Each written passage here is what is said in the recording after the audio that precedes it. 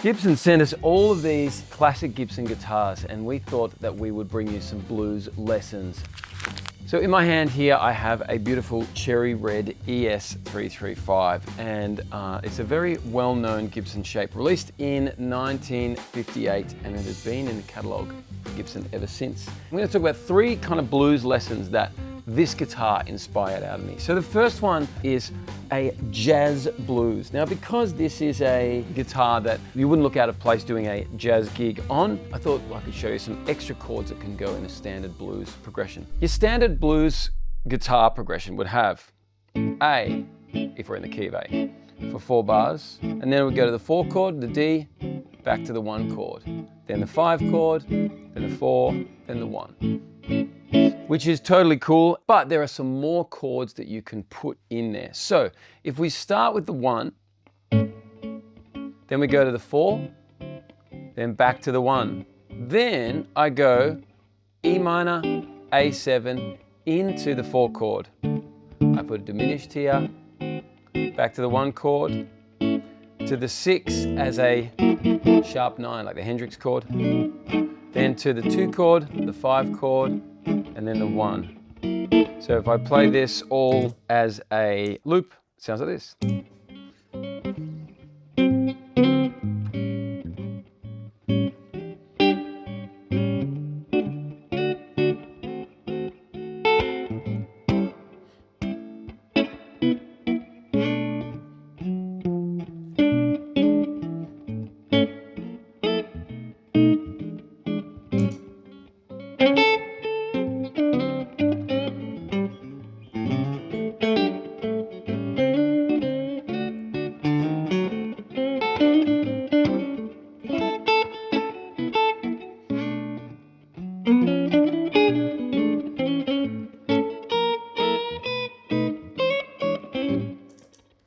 So the cool thing about that is that you can, over a standard blues progression, you can put in some of those sounds in your solo. So for example, if I'm just playing over the A chord here, I can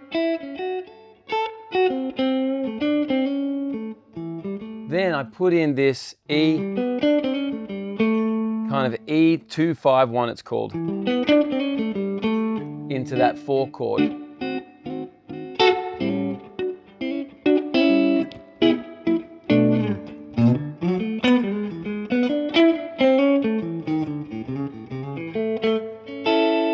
So finding out the chords of a jazz blues and using them to extend the notes that you can use in your guitar solo is lesson 1. Lesson number 2 today is using what some people might refer to as the B.B. King shape, or the B.B. King house, the blues house. The first lesson that I want you to take when thinking about playing B.B. King style blues is space, leaving space in your solos. And B.B. King was a master of playing less. You know, the classic B.B. King thing of just the one note and letting it ring.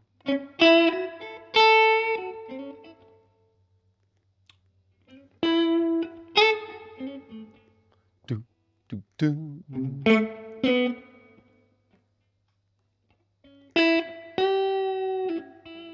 Do more with less. If we're in the key of A again, I'm going to play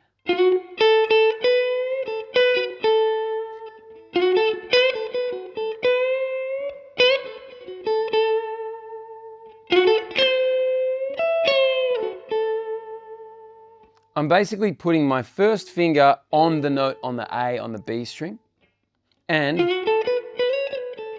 I get the 6th degree of the scale, which is F sharp, going A, B, C sharp, E, F sharp, and I've got my major pentatonic kind of under my fingers there. But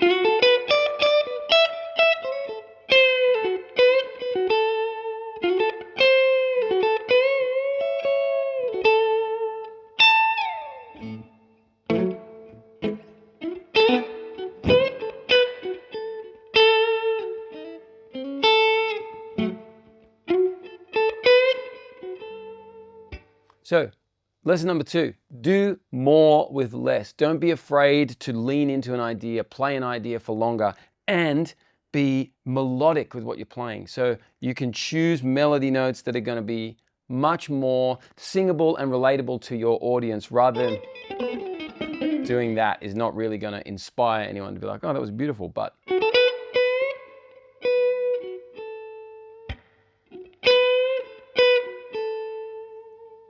is a much nicer phrase. So do more with less. My third lesson for you using this beautiful 335 here is to think about playing blues in keys that are not your usual guitar keys. And the good thing about the guitar is we just move the shape around, but you want to get comfortable so that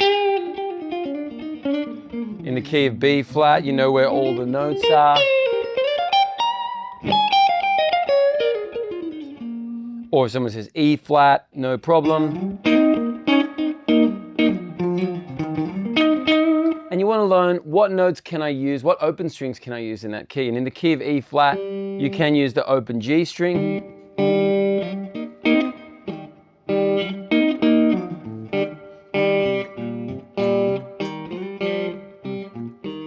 So it's not like you have no open strings. Another one is F. You know, guitarists sometimes freak out with the key of F, but there's plenty of open strings that we can use in F as well.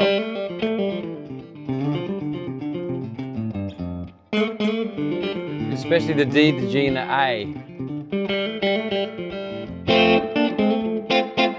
So being able to play